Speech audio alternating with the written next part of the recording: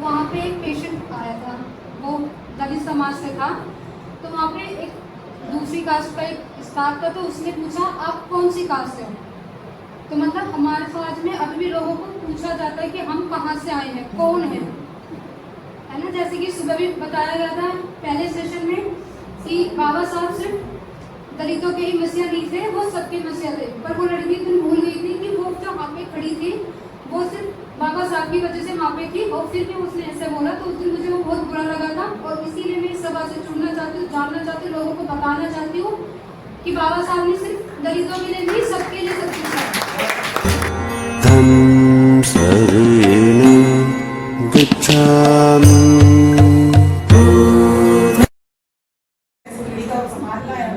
तो ये बहुत सारी चीजें हैं जो बहुत पहले से चली आ रही है, इसको सुधरने में बहुत टाइम लगेगा।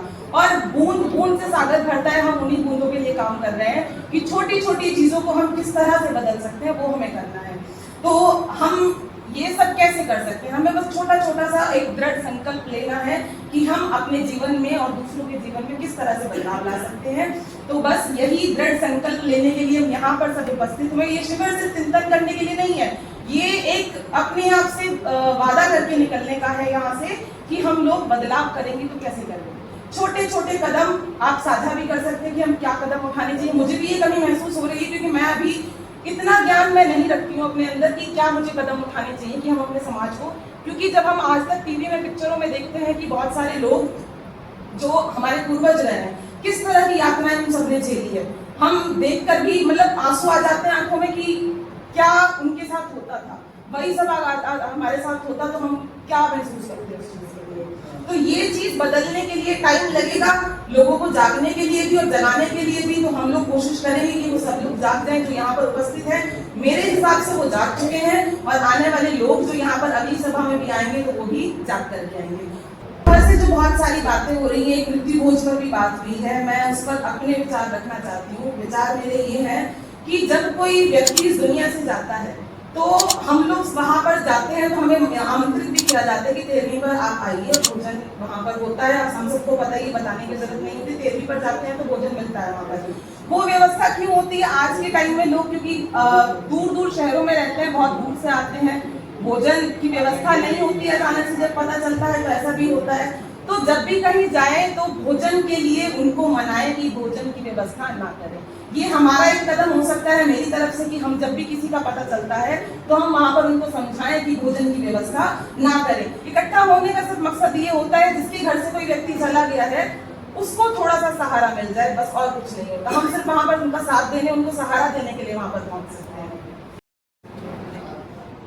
सबसे पहले महाकारुणिक तथागत बुद्ध के चरणों में नमन करते हुए, समस्त महापुरुषों को नमन करते हुए, तत्पश्चात विश्व रत्न बोधिसत्व, नारी के मुक्तिदाता, भारतीय संविधान के निर्माता बाबा साहेब डॉक्टर भीमराव अम्बेडकर के चरणों में नमन करते हुए, ज्ञान की देवी माता सावित्रीबाई फुले के चरणों में नमन करते हुए, त्याग मूर्ति माता रमाबाई के चरणों में नमन करते हुए, आप सभी को पहले एक इंट्रोडक्शन भाई सूरजपाल राक्षस जिन्होंने मुझे मिशन से मिलाया उनको नमन करती हूँ।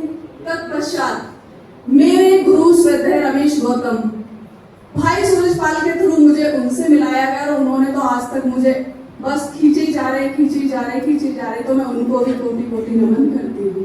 इसी के साथ आप सभी को नमो बुद्धाय, जय भीम। मेरा एक टॉपिक है संतान कब और क्यों कैसे शैतान बन जाती है। जो संतान होती है हमारे आपके सभी के बच्चे, समाज में सभी के बच्चे, कहीं ना कहीं वो एक गलत आचरण, कुछ नेगेटिविटी उनके अंदर जो है वो गेन किए हुए हैं। पैसे से मैं अधिवक्ता हूँ तो मैं ज्यादातर देखती हूँ कि किसी पर 376 लगी हुई है, कोई मर्डर के मामले में है, कोई गैंगस्टर है, मतलब सब तरह के अपराधों में वो शामिल है। तो ऐसा तो नहीं है कि वो कोई बचपन से ही अपराध करते हुए आ रहे होंगे कि माँ के पेट से निकले गए मैं मारूंगा तुझे, या कोई सीधा वो अपराध करते हुए तो नहीं आ रहे होंगे। उन्हें कहीं ना कहीं से वो माहौल तो मिला होगा, कहीं ना कहीं से उस चीज की शुरुआत हुई होगी। तो किसी भी चीज के लिए सबसे पहले पहले जो जिम्मेदार होता है किसी बच्चे का जो निर्माण किया जाता है वो उसके घर से शुरू होता है। और सबसे पहला एक ही हमारे महापुरुष भी कहते आए हैं, बहुत टाइम से एक ही बात चले हुए आ रही है कि माता बच्चे के भविष्य की निर्माता होती है। क्योंकि माँ 9 महीने हमको पेट में रखती है, उसको अपने खून से सींचती है और उसका लालन पालन करती है, और जो बोलना चलना ये सारा कुछ वो उसको सिखाती है, खिलाती पिलाती है, तो माँ ही करती है। माँ का जो बच्चे के जीवन में रोल होता है वो शायद इतना पिता का ना हो जितना माँ का होता है। मैं वो कहानी सुनाऊंगी, वैसे तो आप सभी जानते हैं, मुझे ज्यादा कहने की जरूरत नहीं है। एक कहानी तो वो चोर वाली है कि जो बच्चा स्कूल जाता है और वहां से पहले दिन से पेंसिल चुरा के लाकर अपनी मम्मी को देता है, तो मम्मी कहती है वाह बेटा शाबाश, क्योंकि मुझे पेंसिल अब खरीदनी नहीं पड़ेगी। तो ऐसे चोरी करते करते वो बच्चा बड़ा चोर बन जाता है, और लास्ट में उसको क्या होता है कि जो वो बड़ा चोर हो जाता है, बड़ा डकैत हो जाता है, तो उसको फांसी तक की यानी कि उसको सजा हो जाती है। और सजा पे वो लास्ट में बोलता है, मतलब पूछते हैं उससे जेल में कि तेरी आखिरी इच्छा क्या है, तो माँ से मिलना चाहता हूँ। माँ से जब माँ आती है तो माँ कान इधर कर, तो माँ के कान को काट लेता है, तो उसकी माँ जोर से मारती है एक तमाचा खींच के कि हरामखोर, तूने तो मुझे भी नहीं छोड़ा, तूने तो मेरे साथ भी मतलब ये वो किया। तो उस बच्चे ने तब ये बोला कि माँ अगर तू मुझे ये थप्पड़ उस दिन मारती जिस दिन मैं पेंसिल चुरा के लाया, तो शायद आज ये मैं यहाँ नहीं होता, मैं भी अपनी जिंदगी सबकी तरह जी रहा होता। और ऐसे ही दूसरी कहानी थॉमस अल्वा एडिशन, उनको तो सभी जानते हैं, जिन्होंने इस संसार को खुशी दी। और मतलब मैंने एक लेसन पढ़ा था 9th क्लास में, द इन्वेंटर, उसमें थॉमस अल्वा एडिशन के बारे में है। जब वो एक बचपन से उनको क्वेश्चन करने का बहुत शौक था, स्कूल में अपनी टीचर से वो क्वेश्चन करते थे कि पक्षी आसमान में क्यों उड़ते हैं, और ऐसा ये सूर्य क्यों निकलता है। तो मतलब बहुत से ऐसे क्वेश्चन होते थे और वो उन क्वेश्चनों का आंसर नहीं दे पाती थी। तो टीचर उस बच्चे को स्कूल से भगा देती है कि जाओ। तो उसकी माँ कहती है कि मेरे बच्चे को क्यों भगाते हो, तुम्हारा बच्चा बदतमीज है, ये पढ़ता नहीं है, ये परेशान करता है, शैतानी करता है। तो उस बच्चे की माँ कहती है कि आपका जो स्कूल है, इस स्कूल में मेरे बच्चे को पढ़ाने लायक कोई अध्यापक नहीं है। वो माँ अपने बच्चे की कैपेसिटी को समझती है कि उसके बच्चे में जो है उसकी माँ को दिख रहा है। कहते हैं ना कि भूत के पांव पालने में दिख जाते हैं, और माँ जानती है कि उसका बच्चा कैसा बड़ा होकर कैसा बनेगा, क्या करेगा। तो बाद में देखो उसी माँ ने अपने बच्चे को पहचाना, तो उसका बच्चा सबसे बड़ा वैज्ञानिक बना। तो पहला जो होता है हमारे जीवन में हमारी माँ का रोल होता है। अगर हम वही संस्कार, सर ने सुबह बहुत अच्छे से संस्कार के बारे में बताया, तो वो संस्कार बच्चों को तमीज से बोलना सिखाना, ये सब कुछ है। और पिता, ये भी यदि हम बच्चे के सामने उल्टा सीधा व्यवहार कर रहे हैं, गाली गलौज कर रहे हैं, अपनी घरवाली को मार रहे पीट रहे हैं, तो भी वो एक नेगेटिविटी की तरफ को जाता है। दूसरा होता है कि जो हमारे घर का माहौल है, घर का माहौल सबसे बुरा ये होता है कि सुबह सुबह, मैं किसी व्यवस्था के बारे में बात नहीं कर रही, लेकिन जो मेरे अड़ोस पड़ोस में होता है मैं सिर्फ वो बात कर रही हूँ। सुबह सुबह 4:30 बजे मंदिरों की घंटी बजनी स्टार्ट हो जाती है, और माताएं, बच्चे स्कूल को बाद में जाते हैं, पहले चल स्कूल जा रहा है तो पहले जा, तू मंदिर चला जा, क्योंकि मेरे घर के जस्ट पीछे ही मंदिर है। तो मैं इसलिए भी देखती हूँ, मुझे दुख भी होता है कि कैसी एजुकेशन है हम माताओं की, जो बच्चों को पहले स्कूल भेजने से पहले हम एक पत्थर के सामने सिर पटकने के लिए भेज रहे हैं, उसे भिखारी बनाने के लिए भेज रहे हैं। तो क्या हम उस चीज के लिए, मतलब अपने बच्चों को अपराधी बनाने के लिए, क्या हम खुद जिम्मेदार नहीं है?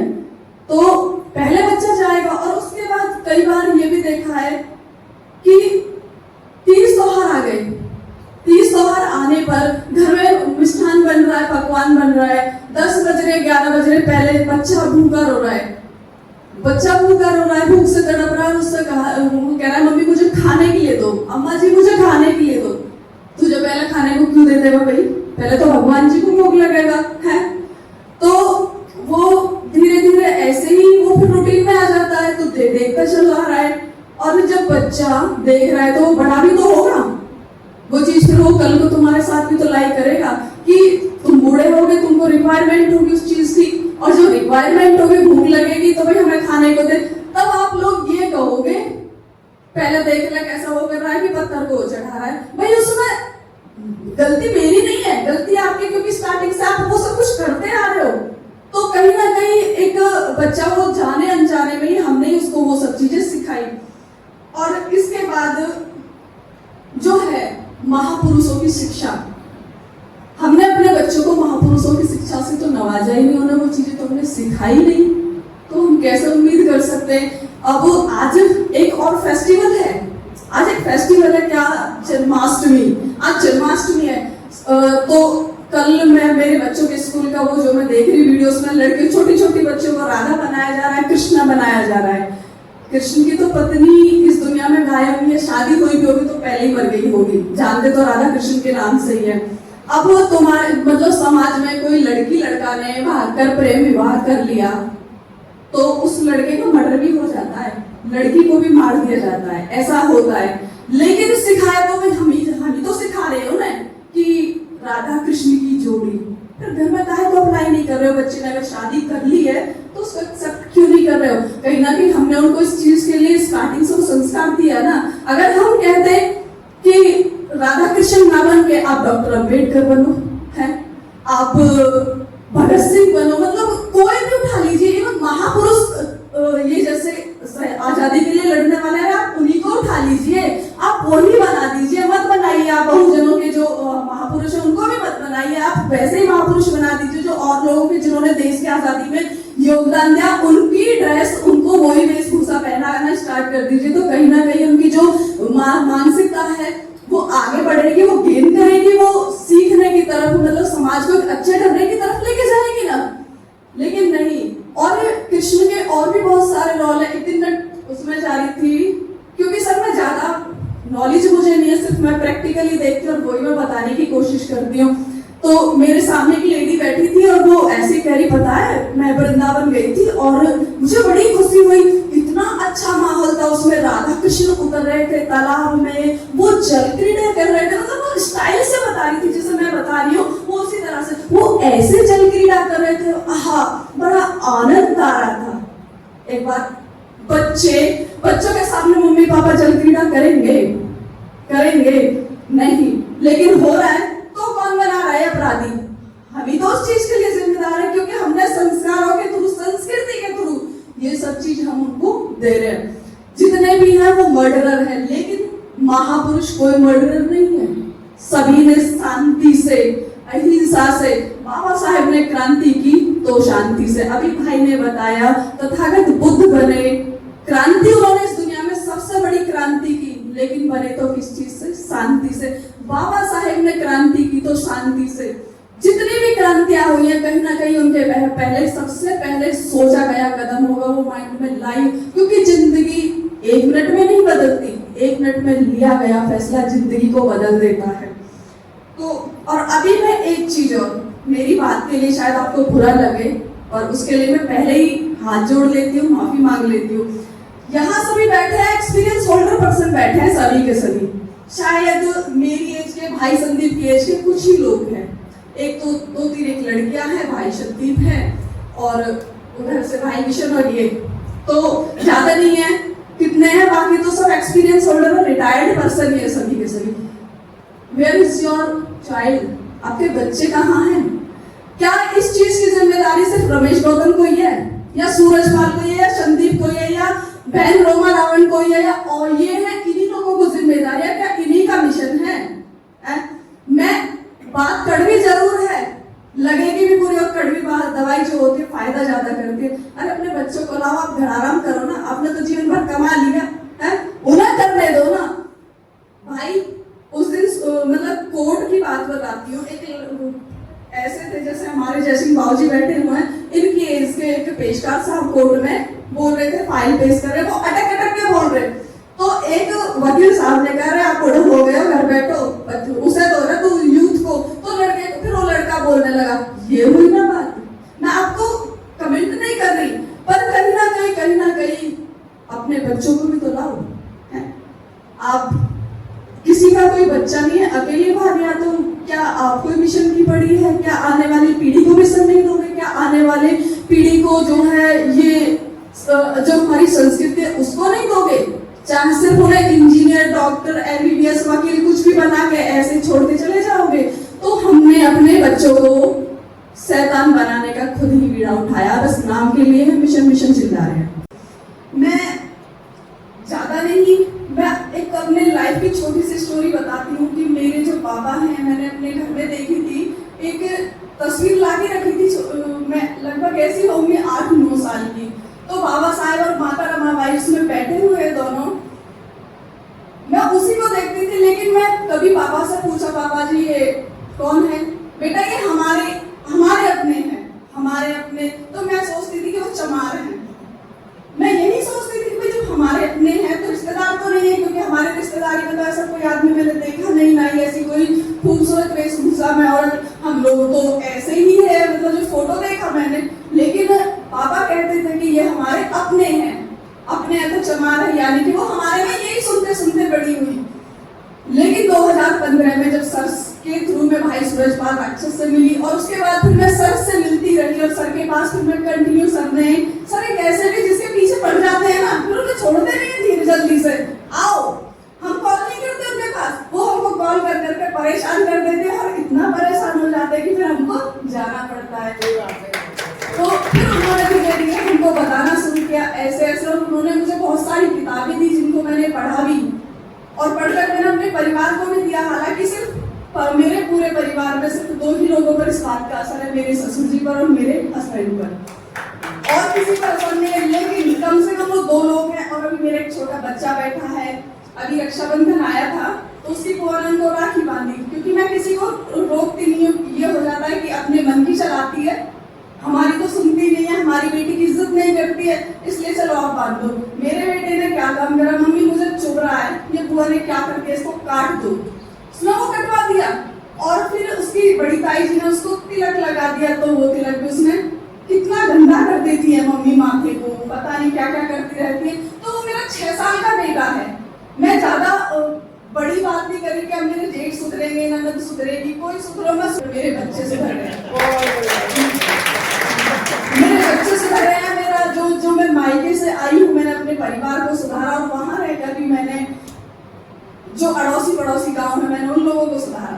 तो बाबा साहेब एक वो चिंगारी है जो किसी के अंदर या तो जलती नहीं है, और जल गई तो फिर वो कभी बुझती नहीं है। तो इतना ही कहकर मैं सभी को साधुवाद बोलती हूँ, सभी को नमो बुद्धाय, जय हिंद।